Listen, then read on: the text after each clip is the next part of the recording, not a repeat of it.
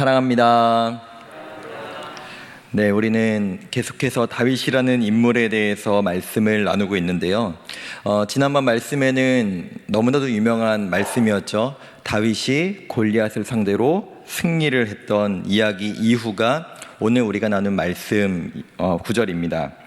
사울은 자신이 내어준 무기도 또 갑옷도 입지 않은 채 그저 물매와 막대기만 들고 그 거대한 골리앗 앞에 나아갔던 그 다윗이 누군지, 대체 어느 집안 뉘집 자식인지 너무 궁금했습니다.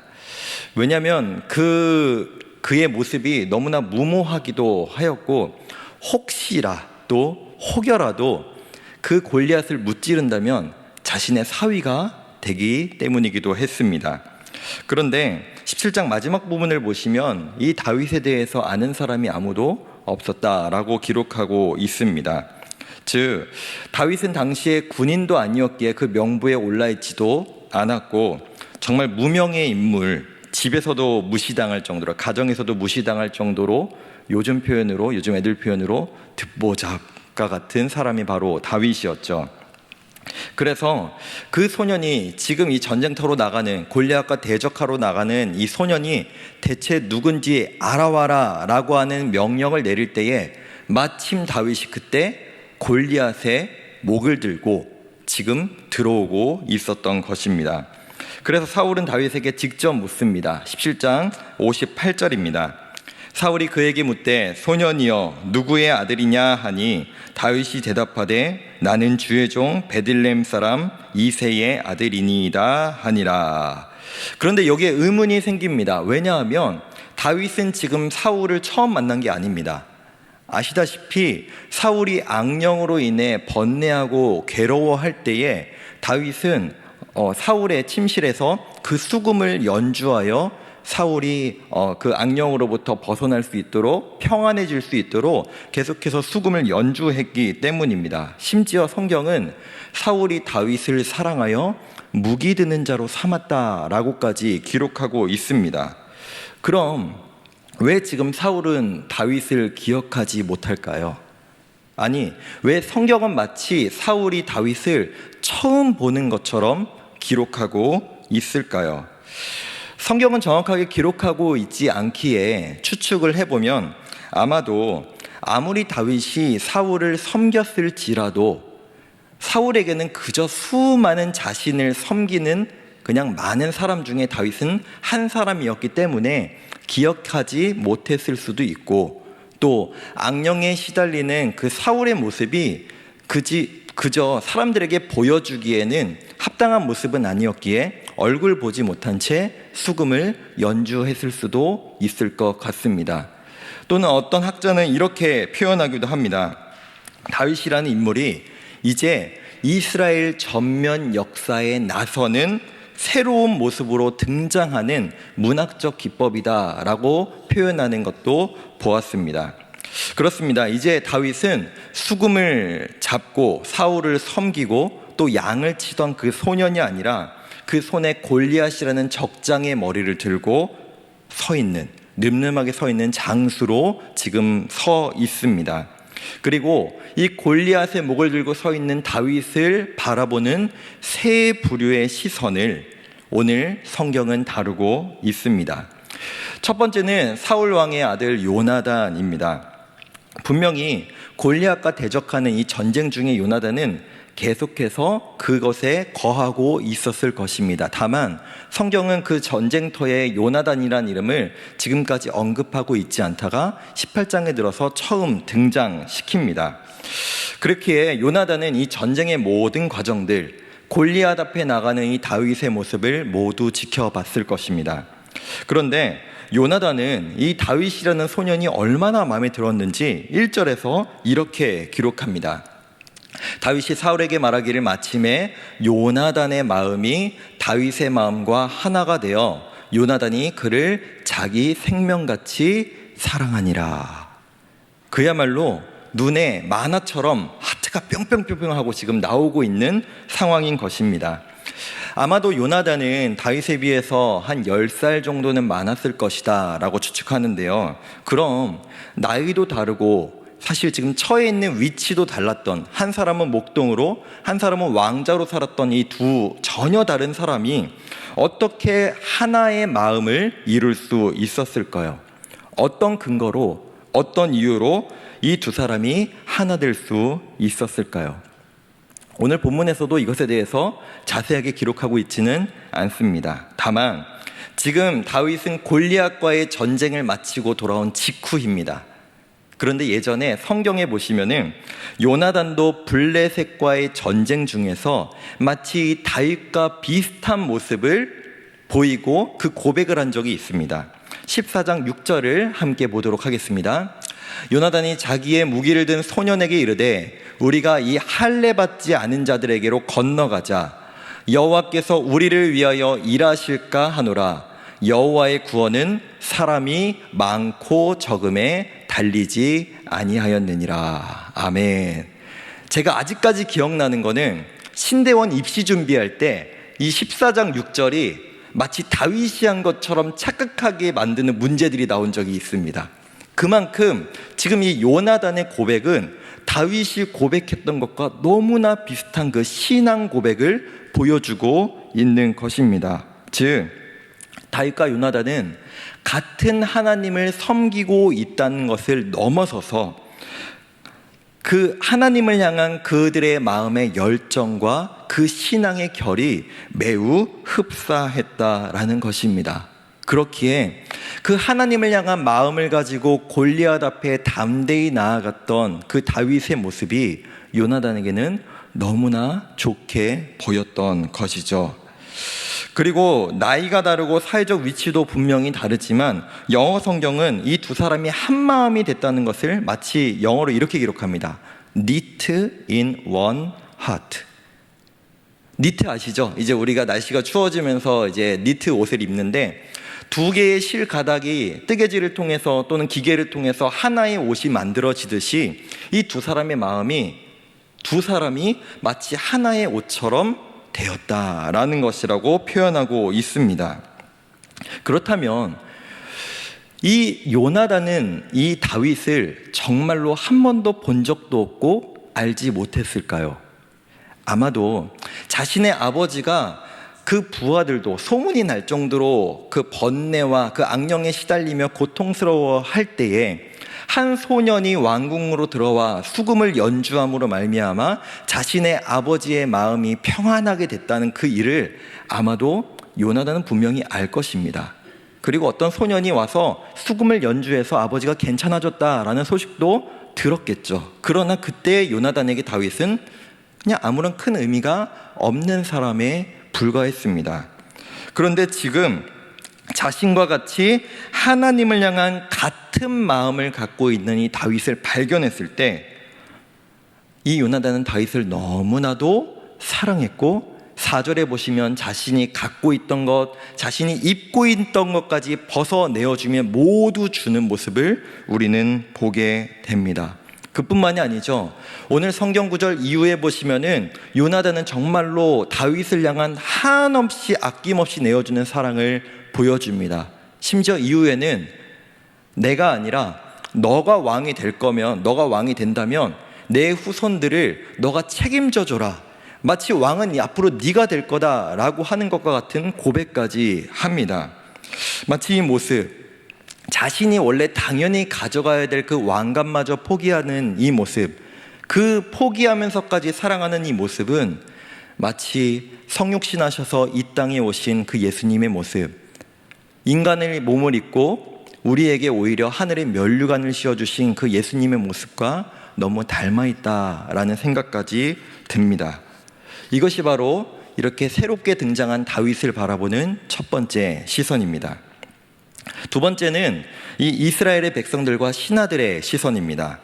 사울은 골리앗을 무찌른 다음에 이 다윗을 곁에 두고 싶어 했습니다. 당연하겠죠. 골리앗을 무찌른 이 다윗, 어마어마한 능력을 가지고 있는 다윗이 내 신하가 되기를, 가신이 되기를 간절히 바랬을 것입니다. 그래서 그를 군대의 장, 지휘관으로 삼았다라고 기록합니다.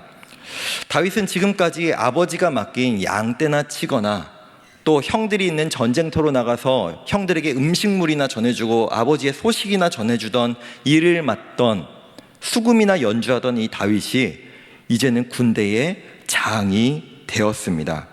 그뿐만이 아니라 아직 나이가 어림에도 불구하고 자신에게 맡겨진 역할을 충실하게 또 지혜롭게 잘 행했다고 기록합니다. 함께 5절을 보도록 하겠습니다. 다윗은 사울이 보내는 곳마다 가서 지혜롭게 행하매 사울이 그를 군대의 장으로 삼았더니 온 백성이 합당히 여겼고 사울의 신하들도 합당히 여겼더라. 여기의 시선은 아마도 그냥 일반적인 시선이 아닐까 싶습니다. 다윗이 능력이 있기에, 다윗이 그 역할을 맡기에 합당한 사람이기에 군대의 장이 있는 것을 당연하게 여겼던 것이죠. 반대로 생각해보면 아마도 다윗이 그 자리에 오를 만한 능력이 없거나 오히려 그 공동체에 해를 끼친다면 오히려 그를 불편하게 여겼을 것입니다. 그냥 당연한 이 시선, 이 이스라엘 백성들이 바라본 두 번째 시선입니다. 마지막 세 번째는 사울입니다. 아이러니하게도 다윗은 지금 자신의 그 처신들이 크게 문제가 없었습니다. 오히려 잘했다고 칭찬받았으면 칭찬받았지, 지혜롭고 그 맡겨진 일들을 모든 사람들이 보기에 합당히 행할 만큼 그 일들을 잘 수행했지만 오히려 그러면 그럴수록 사울과의 관계는 꼬여만 갔습니다. 요나단과 다윗의 관계가 사울과 다윗의 관계와는 완전히 반대의 방향으로 흘러가고 있는 것이죠. 그 이유는 하나님을 향한 그 신앙과 마음의 결이 너무나 달랐기 때문입니다. 사울의 마음에 아마도 하나님의 영으로 그 충만함이 있었다면 요나단과 마찬가지로 이 다윗을 흡족하고 기뻐하며 사랑했을 텐데, 지금 사울은 하나님의 영이 이미 떠났고 그의 마음은 자신으로 가득했기에 이 다윗은 사울에게 불편한 존재가 되어버린 것입니다. 6절과 7절도 다시 보도록 하겠습니다. 무리가 돌아올 때에 곧 다윗이 블레셋 사람을 죽이고 돌아올 때에 여인들이 이스라엘 모든 성읍에서 나와서 노래하며 춤추며 소고와 경새를 가지고 왕 사울을 환영하는데, 여인들이 뛰놀며 노래하여 이르되 사울이 죽인 자는 천천히요 다윗은 만만이로다 한지라. 여기에서 보셔야 될 중요한 포인트가 있습니다. 지금 블레셋과의 전쟁, 그 골리앗을 무찌르고 개선하고 있는 이 이스라엘 군대, 그 군대에서의 주인공, 환영받는 주인공은 다윗인가요? 사울인가요? 사울이라고 분명하게 성경은 기록합니다. 왕 사울을 환영했다라고 오늘 성경은 분명하게 기록하고 있습니다. 사실 이 천천만만이라고 이 단어가 들어있는 이 노래는 사실은 많다, 참 크다라는 것을 비유적으로 표현한 노래일 것입니다.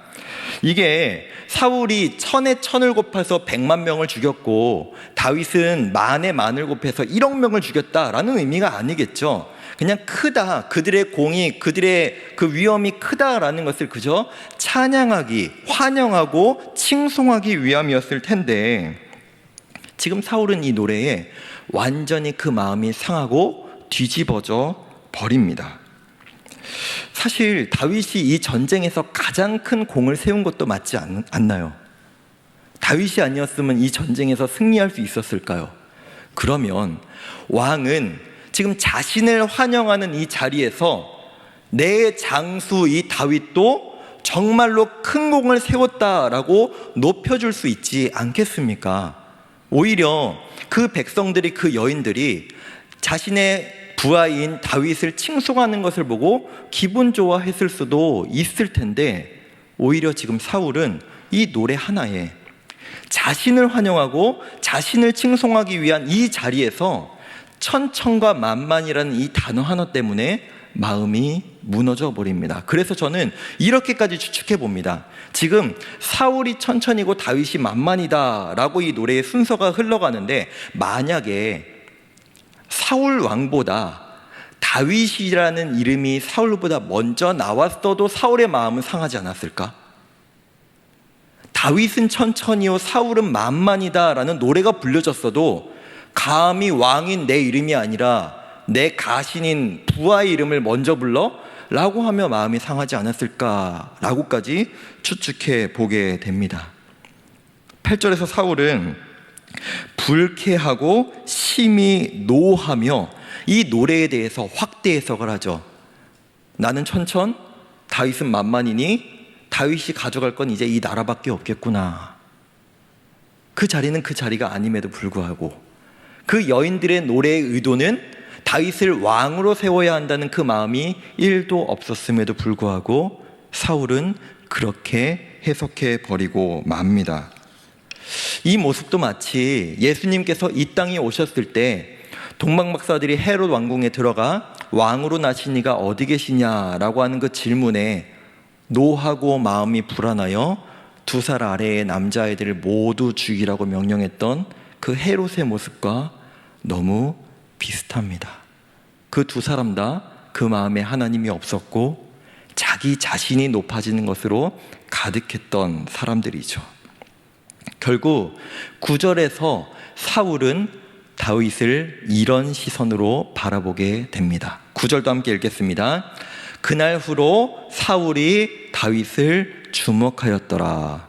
이 9절만 보면 좀 나쁘게 느껴지지 않을 수도 있을 것 같습니다. 왜냐하면 한번 생각해 보세요. 지금 다윗은 한낱 목동, 한 소년에 불과했습니다. 근데 한 나라의 왕이 나를 주목한다고 합니다. 나를 바라본다고 합니다. 나에게서 그 시선을 떼지 않는다고 합니다. 그것만 봤을 때는 와, 잘됐다. 왕의 주목을 받네. 왕이 그에게서 시선을 거두지 않네 라고 바라볼 수 있겠지만 여기에서의 주목은 그러한 주목이 아니었죠. 사울은 불쾌함과 분노로 다윗을 주목합니다. 이제는 골리앗을 무찔러서 이스라엘의 승리를 가져온 이 다윗이 내 나라, 내 왕국을 빼앗아갈 사람으로 보이기 시작했고 잠재적인 반역자로 이미 보이기 시작했기에 그가 어떤 잘못을 저지를까? 그가 어떤 실수를 저지를까? 그가 어떤 반역의 모의를 꾀할까로 끊임없이 주목했다는 것입니다. 사랑하는 성도 여러분, 이 사울의 모습을 볼 때 너무 속상하고 안타깝지 않으십니까? 아니 왜? 실제적으로 잘못한 게 없는데 다윗은 그저 자신에게 맡겨진 역할에 충성스럽게 군대의 장으로서 사울의 신하로서 그 역할을 잘 감당했을 뿐인데 심지어 그 여인들의 노래에도 불구하고 교만하여지지도 않았는데 왜 자신에게 충성스럽게 행할 그 부하를 자신에게 반역할 사람으로 확대 해석하고 스스로 자신의 마음이 무너지고 상하냐는 것이죠. 우리는 이 사울과 같은 마음을 가질 일이 없을까요?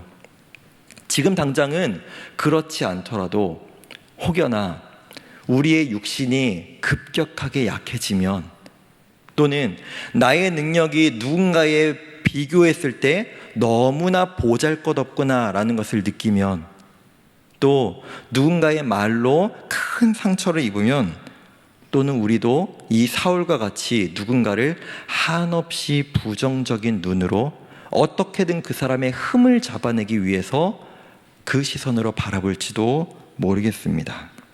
그 중에서도 가장 큰 사울의 문제는 무엇이었느냐? 하나님을 향한 마음에 확신이 없습니다.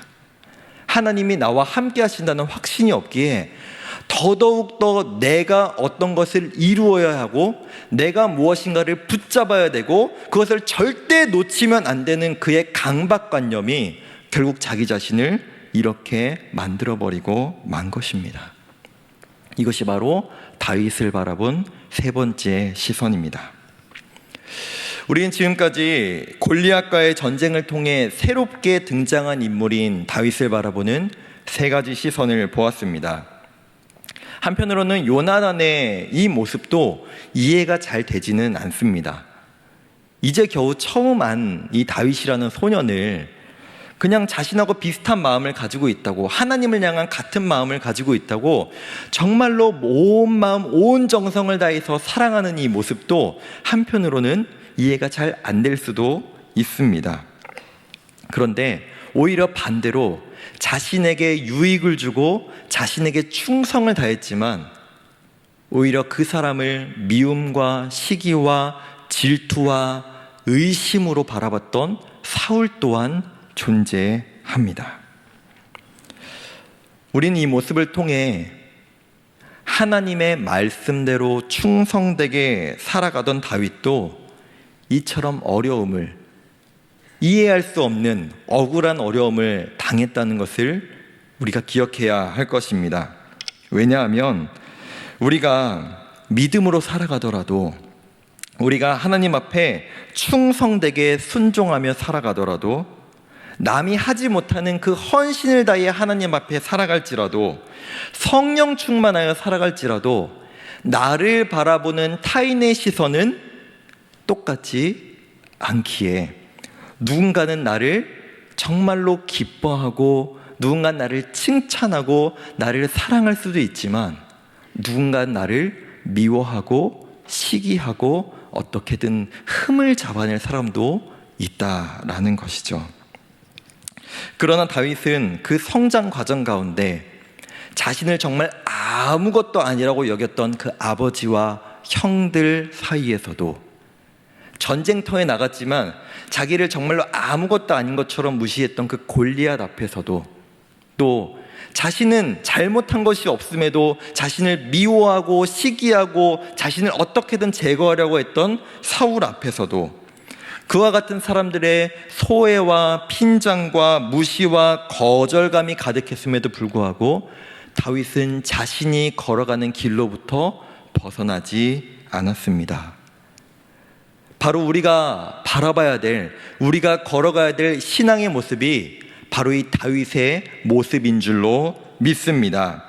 그런데 사울은 굳이 따지고 보면 자신을 떠나버린 사무엘 외에는 자신을 감히 비난하고 무시하고 자신에게 어떤 비판적인 태도를 취하는 사람이 없었음에도 불구하고 그저 다른 사람 조금 더 칭찬하는 그 노래 하나 듣고도 그 마음이 요동치는 그 모습, 너무나 대조적이라고 볼 수 있습니다. 사랑하는 성도 여러분, 우리의 내면이 성령의 은혜로 충만하고 건강하게 될 수 있기를 간절히 소망합니다.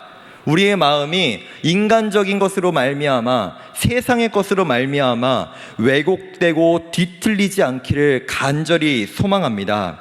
그러려면 어떻게 해야 될까요? 내 감정, 내 생각, 내 욕심, 내 주장이 우선되는 것이 아니라 하나님의 말씀 앞에, 또 하나님께서 나에게 주신 그 은혜와 사랑 앞에 더욱더 겸손하게 낮아질 수 있는 모습이 우리 가운데 있어야 할 줄로 믿습니다. 왜냐하면 하나님의 주권을 인정하며 살았던 이 요나단, 오늘 본문에서는 조금 이르지만 사실은 다윗은 요나단에게 있어서 경쟁 상대라고 볼 수 있었을 것입니다. 자신은 당연하게 왕위에 오를 사람이었는데 이 다윗이라는 사람이 너무나 급부상하는 거죠. 그뿐만이 아닙니다.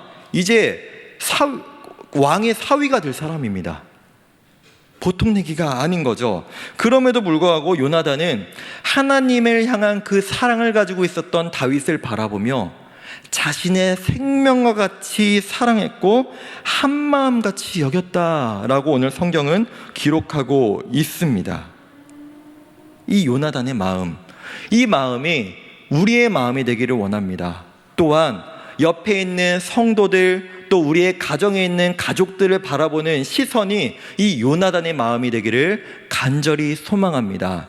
판단하지 아니하고 비판하지 아니하고 저 사람도 하나님을 사랑하고 나도 하나님을 사랑하기에 우리는 한 지체다, 우리는 한 마음이다, 아낌없이 자신의 것을 포기하면서까지 그 다윗에게 한없는 사랑을 베푼 그 요나단의 모습이 우리의 마음이 되기를 간절히 원합니다.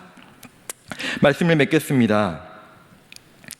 하나님 안에서 나를 볼 수 있는 사람이, 하나님께서 나에게 주신 사랑이 한없이 큼을 알고 인정하는 사람이 하나님 안에서 다른 사람도 그와 같은 눈으로 바라볼 수 있는 줄로 믿습니다.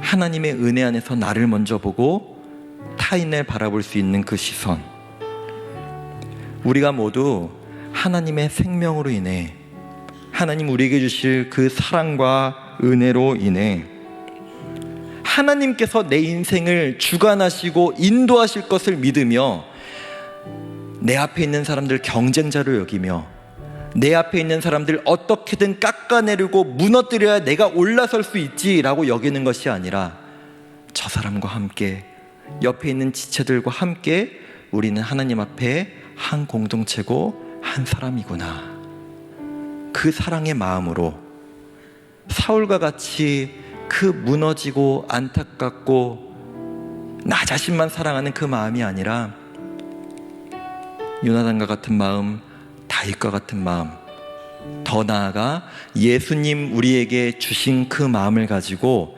사랑하며 살아갈 수 있는 우리 일산의 모든 가족들 될 수 있기를 간절히 소망하고 축복합니다.